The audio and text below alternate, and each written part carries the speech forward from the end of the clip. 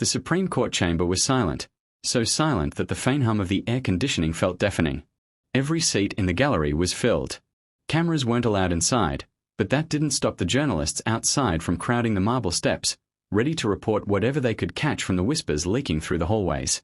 Justice Alito leaned forward slightly, his reading glasses perched at the edge of his nose, eyes narrowed in the kind of skepticism that made witnesses hesitate before they even opened their mouths.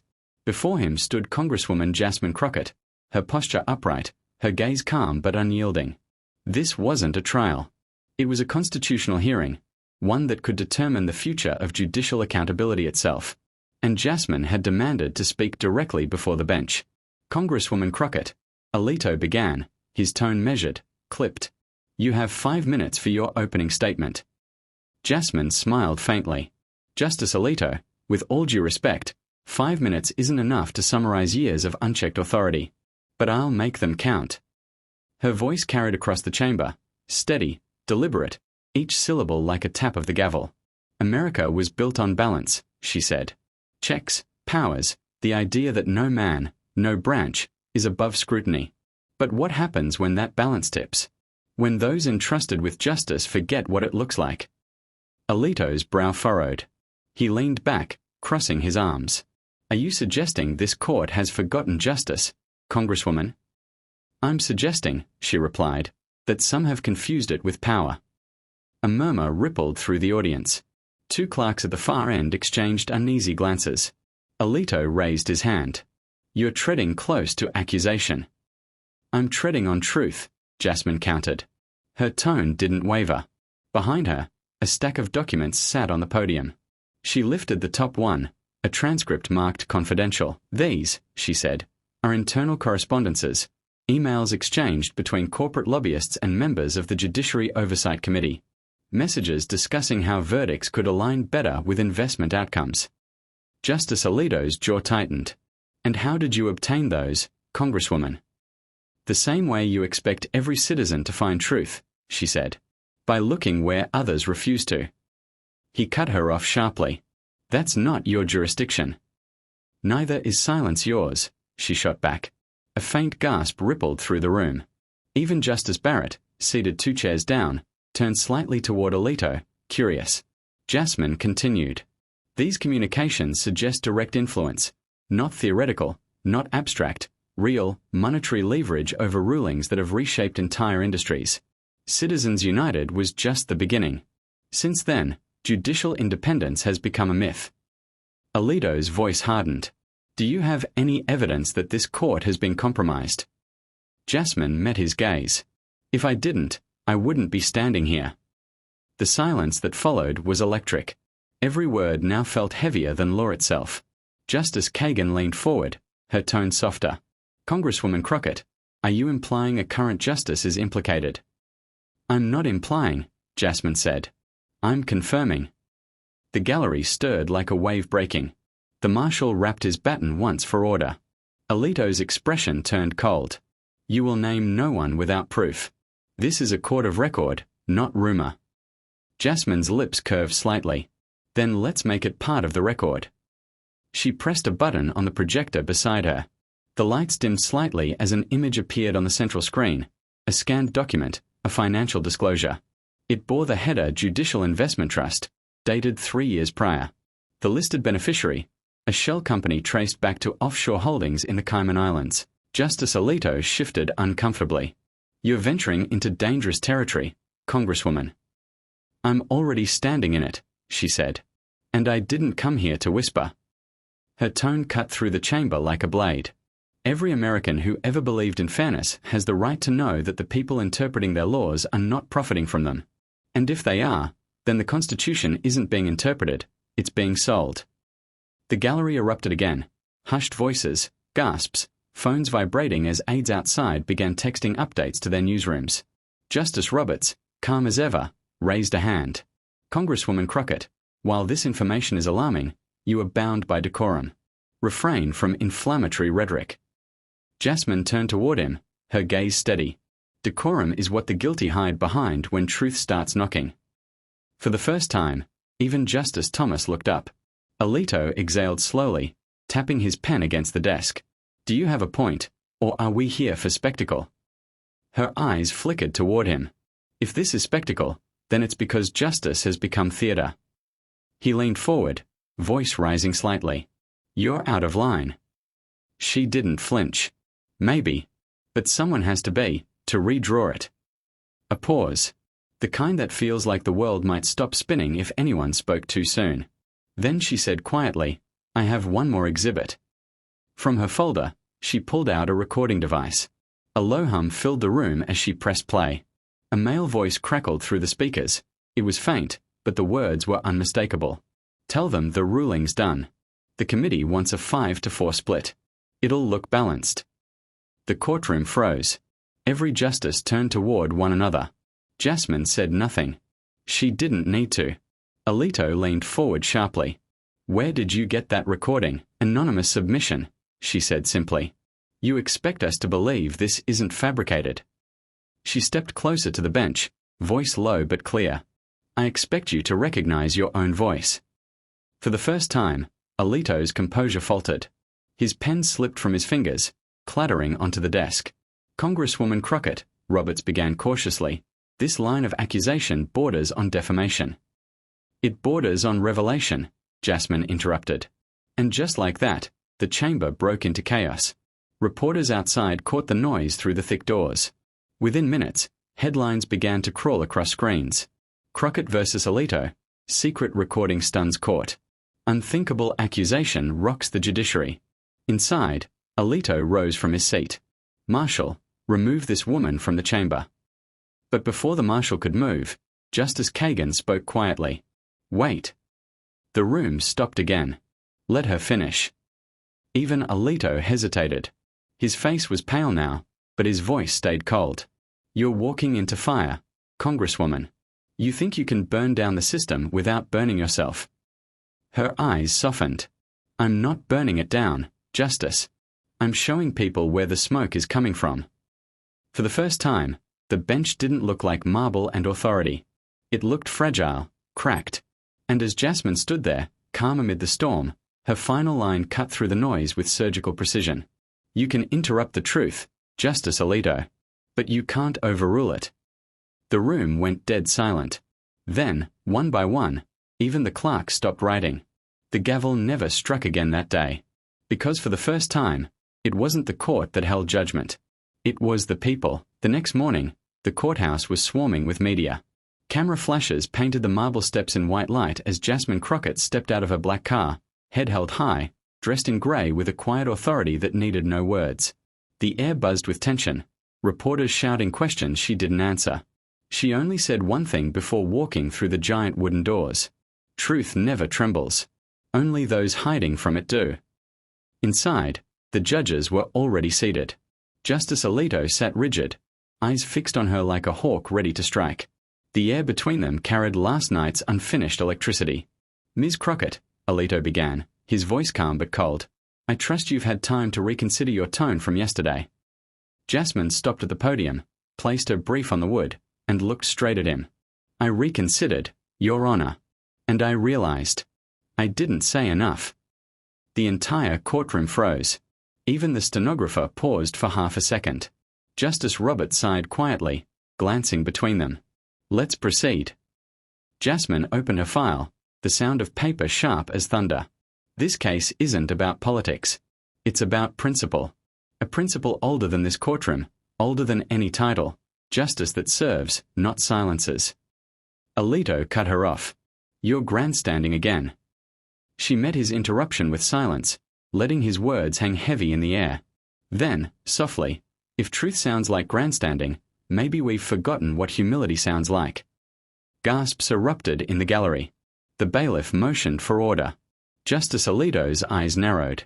Ms. Crockett, this is a hearing, not a theatre. She turned a page and spoke firmly. No, Your Honor. This is theatre. Because every day, millions watch justice perform, instead of act. A beat of silence. Even the judges who disagreed with her seemed struck. Justice Barrett leaned forward slightly. Counselor, are you suggesting this court has failed its purpose? Jasmine's gaze softened. Not failed, Your Honor. Forgotten. Forgotten what fear feels like outside these walls. forgotten what promises sound like when broken. The court clerk's hands trembled slightly as he took notes. Justice Alito's tone hardened. Then enlighten us. What do you suggest justice should sound like, Ms. Crockett? She looked directly at him, her voice clear, unwavering. It should sound like truth without permission. That single sentence cut through the chamber like lightning. For several seconds, no one spoke. Cameras clicked. Alito stared at her, unable to mask his irritation or admiration. And then, in the quiet aftermath, something unexpected happened. A low voice from the back, a man in a grey suit, stood up and said, "She's right." All heads turned. He held a file in his hand. It bore the same case title. "There's evidence you haven't seen." The bailiff moved toward him, but Alito raised a hand. "Let him speak." The man approached, trembling. "It's about the witness. The records were tampered with." The courtroom exploded in murmurs. Jasmine's eyes widened, but not in surprise. In confirmation. She turned back toward Alito. "I told you. Truth doesn't need permission to enter this room. It finds its own way in." Alito didn't reply. He sat still, the weight of the moment pressing down like a storm about to break. Outside, thunder rolled over Washington. And as Jasmine walked out of the courtroom, a faint smile touched her lips. She whispered to herself, "They're not ready for what comes next." The next session began under a storm-heavy sky. The courthouse lights flickered as thunder rumbled across the city, almost as if the weather itself knew that today, everything was about to change. The gallery was packed beyond capacity. Law students, journalists, political aides, all hungry to witness the fallout of the previous day's confrontation. The tension was thick enough to taste. When Jasmine Crockett walked into the courtroom, she carried no files, no notes. Just a single flash drive. Her steps echoed through the hall, calm, deliberate, fearless. Justice Roberts cleared his throat. "Ms. Crockett, I understand there have been new developments." "Yes, Your Honor," Jasmine said, her tone like steel wrapped in silk. "Developments that prove someone's been lying to this court." Justice Alito's brow furrowed. "Big accusations, Ms. Crockett. I hope you have more than words." Jasmine smirked faintly. "I have proof." She plugged the flash drive into the evidence monitor. The courtroom lights dimmed. A video appeared, grainy surveillance footage from a government archive. The room collectively leaned forward. A timestamp blinked in the corner. February 9th, 2:43 a.m. A man entered a records room, swiped a keycard, and began altering files. "Pause," Jasmine commanded. The image froze. His face turned just enough for everyone to see. The courtroom gasped. It was the prosecution's key witness. Justice Barrett covered her mouth in shock. "That's—" "Yes," Jasmine interrupted softly. "The witness who swore under oath that he never had access to the case records. The one who built the foundation of their argument." Alito leaned back in his chair. "Where did you get this footage?" Jasmine turned to him, eyes blazing. "Where truth hides, Your Honor. I just followed the silence." A hush fell. Even Alito didn't respond. The defense attorney beside Jasmine whispered, "How did you even find this?" She didn't look at him. Because lies are loud when truth is close. Justice Roberts finally spoke. "This footage changes everything. We'll need authentication." "It's already verified," Jasmine interrupted. "Digital forensics confirmed it this morning." The screen flickered again, this time showing an email chain between two senior officials planning to redirect court evidence before submission. The gallery erupted in disbelief. Reporters were scribbling, cameras flashing. Alito slammed his gavel. "Order." Silence fell like a hammer. He turned toward Jasmine.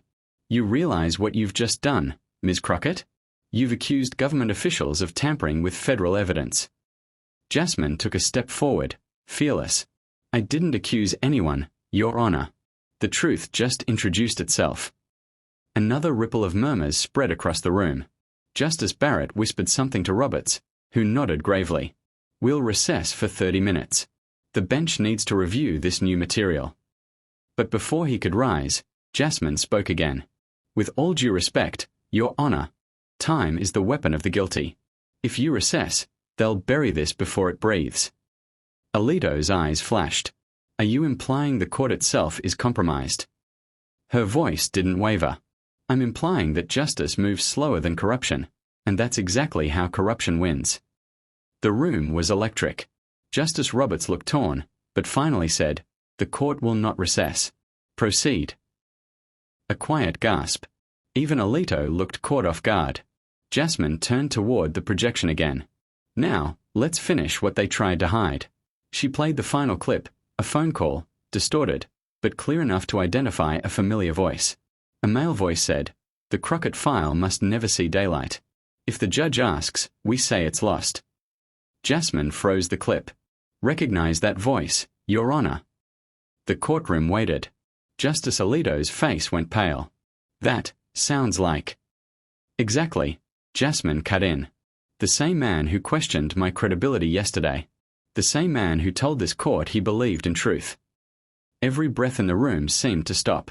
For the first time, Alito looked unsure. His gavel rested still on the bench. Jasmine leaned forward. "Now tell me, Your Honor, how many lies have we been living in the name of justice?" The silence that followed was unbearable. Outside, lightning cracked the sky in half. And as the storm roared, Jasmine Crockett turned away from the bench, whispering to herself, "Tomorrow, the walls will start to crumble." The storm outside had turned from noise to fury. Rain hammered the courthouse roof like it was trying to break in. Inside, the air was heavier than ever. Everyone knew something irreversible had begun. Justice Roberts returned to the bench, his expression unreadable. Justice Alito followed, his usual calm replaced with the look of a man cornered by his own shadow. The other justices whispered among themselves. Every reporter in the gallery was trembling with anticipation. When Jasmine Crockett stood again, she didn't look like a defense attorney anymore. She looked like a force that had waited too long to be silent. "Ms. Crockett," Roberts said slowly, "before we proceed, I must ask, you understand the weight of your claim? You've implicated federal employees and witnesses in criminal misconduct." "I understand, Your Honor," she replied evenly. "And I also understand that truth isn't dangerous. Only the people who fear it are." Justice Alito's hand clenched on his gavel. "Watch your tone, Ms. Crockett. You're standing in a federal courtroom, not a protest rally." Her eyes locked with his. "With all due respect, Your Honor, the Constitution doesn't stop at your bench." Gasps rippled through the room. Alito slammed the gavel down once. "Order." But no one sat back. The courtroom had tasted rebellion, and it couldn't unhear the echo of her words. Jasmine continued anyway. "Yesterday, you told me to stick to evidence. Today, I bring you evidence that shakes the very ground this case stands on, and you want me to lower my voice." Roberts exhaled slowly, trying to calm the fire. "Ms. Crockett, continue with your submission." She turned to the screen again and pulled up one final document, a signed clearance slip showing that the lost evidence file had been checked out under a judge's authorization code. Everyone leaned in. Justice Barrett blinked. "Whose authorization is that?" Jasmine hesitated. Her voice softened. "I think you already know." Roberts reached for his glasses. His face turned pale. The name on the screen read, Justice S. Alito. The silence that followed was unlike anything the courtroom had ever felt. It wasn't disbelief, it was confirmation. The room was a graveyard of words that would never be spoken again. Alito froze. That's not real. Someone forged." "It's verified," Jasmine interrupted sharply. "Time-stamped, sealed, and stored in two separate systems. You can't forge truth, Your Honor. You can only delay it." The gallery erupted again, reporters rising to their feet, cameras flashing. "Order!" Alito roared, his voice shaking this time. "Order, or I will clear this courtroom." Roberts leaned forward. "Justice Alito, sit down." Everyone froze. No one had ever heard Roberts speak to him like that. Alito turned to him slowly. "Excuse me." "Sit down," Roberts repeated, firmer. "Until we understand your involvement, you are not presiding." It was like lightning struck inside the building. Jasmine stepped back. She didn't smile. She didn't gloat. She just said, "I warned you yesterday that justice moves slower than corruption. I didn't realize it was sitting beside you." Alito's face turned red with rage. "You think you've won something? You think exposing me will change the system? Jasmine met his glare. No, Your Honor. I think it's a start. Every camera in the room flashed like fireflies. Barrett whispered to Roberts, "We have to recess. This has gone beyond the scope of the trial." Roberts nodded slowly, but his voice trembled with conviction. "This court will recess, but not before making one thing clear." He turned toward Jasmine. "Ms. Crockett, what you've done today may have just changed the course of this nation's faith in its own justice. You will be protected." Jasmine bowed her head slightly. "I didn't come for protection, Your Honor. I came for accountability." The gavel fell, echoing through the chamber like thunder. As the room emptied in chaos, reporters shouting, cameras buzzing, aides running, Jasmine stood still. A young clerk approached her, whispering, "You know he won't let this go, right?" "I'm counting on it," she said quietly. Outside, the rain began to lighten, but the sky stayed dark. The storm wasn't over. It had just changed its target. She turned toward the courthouse doors. The reflection of lightning flashed across her eyes as she whispered. The morning after the storm, the city woke up to chaos. Every screen, every headline, every radio station repeated the same words. Justice Samuel Alito under fire for evidence tampering allegations. Courtroom showdown erupts live. Clips of Jasmine Crockett's final statement were replayed endlessly. Her calm defiance, her words cutting through centuries of silence. They had become the anthem of a nation questioning everything it believed about justice. But inside the marble walls of the Supreme Court, silence ruled again. The corridors that once echoed with authority now felt haunted. Staff moved in whispers. Reporters were banned from the upper floors. Every conversation was guarded, because now, no one knew who could be trusted. Jasmine Crockett walked through those halls again, her heels tapping like a metronome of war.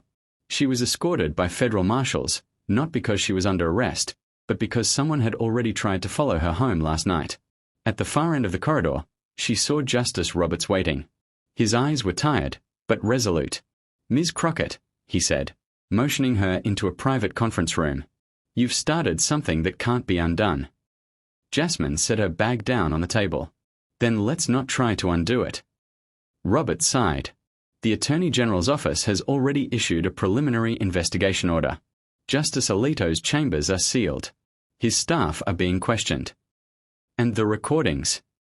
Jasmine asked. "Authenticated," Roberts said quietly. "Every one of them."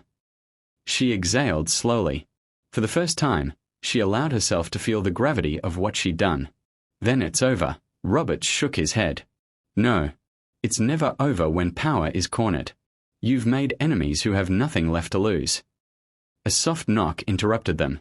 A young clerk entered, pale-faced, holding a sealed folder. "Sir, you need to see this." Roberts opened it, and froze. His knuckles whitened around the papers. "What is it?" Jasmine asked. He slid the file toward her. Inside were screenshots of private emails, her emails, altered to make it look like she'd fabricated evidence. Her stomach dropped. "These are fake." "They won't care," Roberts said gravely. "By the time the public hears the truth, they'll already believe the lie." Jasmine clenched her jaw. "Then we fight fire with sunlight." Before Roberts could reply, the courtroom alarm blared, a coded signal that only sounded in emergencies. The hallway filled with footsteps. A marshal burst in. "Sir, there's been a breach in the records division. Someone accessed the sealed evidence." Roberts stood. "What was taken?" The marshal hesitated. "The flash drive. The original recording." Jasmine's pulse quickened. "Who was on duty?" "2 guards. Both missing." Without another word, Jasmine grabbed her coat. "Then we don't have time for procedure." She moved fast, the echo of her steps mixing with the chaos of the building. Down the marble stairs, past the security gates, she reached the basement archives, the air thick with dust and static. The door to the evidence room was ajar. Inside, rows of steel cabinets loomed like silent witnesses. Then she saw him, standing near the open safe, his black robe faintly visible in the dim light. Justice Alito. He turned slowly, holding the flash drive in his hand. His face was calm. Too calm. "So this is what it's come to," he said softly. "Breaking into rooms that once honored you." Jasmine's voice was cold. "I didn't break in. I followed the truth here. He studied her like a teacher disappointed by his best student. You think you've won something because the world applauds you for a moment? The crowd loves a rebellion, until they realize rebels can't lead. I didn't come to lead, Jasmine said, stepping closer. I came to stop people like you from thinking justice belongs to them. Alito's fingers tightened on the flash drive. You don't understand the machine you're trying to dismantle. It doesn't fall. It adapts. I was protecting the system that holds this country together. By lying. By preserving order, he snapped. You don't fix a burning house by letting everyone see the flames. Jasmine's eyes didn't move. No, justice. You put out the fire. You don't hide it. A long silence hung between them, the hum of the security lights filling the air. Then Alito smiled, small, bitter, tired. Do you know why people like me survive, Ms. Crockett? Because we understand the cost of truth. And most people aren't willing to pay it. He turned toward the door, but Jasmine blocked him. Give me the drive. He shook his head. This doesn't end with your moral victory. It ends with you losing everything. Jasmine didn't move. Then let it end here. For a moment, neither of them spoke. Then footsteps approached, fast, heavy. Federal agents burst into the room, weapons drawn. Justice Alito. Drop it. He hesitated only a second before setting the flash drive gently on the table. His face was calm again. You have no idea what storm you've unleashed, he said softly to Jasmine. I'm not afraid of storms, she replied. I was born in one. The agents led him away, his robe dragging across the floor like the last shadow of a dying empire. When the door shut behind him, Jasmine stood there for a long moment, the hum of fluorescent light buzzing in the still air. She reached for the flash drive, staring at the tiny object that had almost destroyed her. The next morning, the world changed again. Every major network streamed live as Justice Alito resigned from the Supreme Court amid federal investigation. Commentators called it the most explosive judicial scandal in U.S. history. But the headlines only told half the story. Behind the cameras, Jasmine faced the quiet aftermath.